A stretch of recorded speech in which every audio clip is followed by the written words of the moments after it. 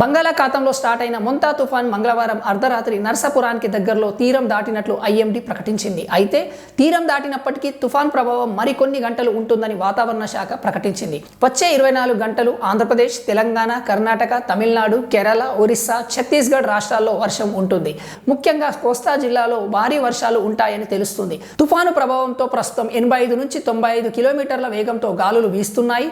మొంతా తుఫాను వల్ల ఇప్పటి వరకు 4,40,000 ఎకరాల్లో పంట పూర్తిగా దెబ్బతింది.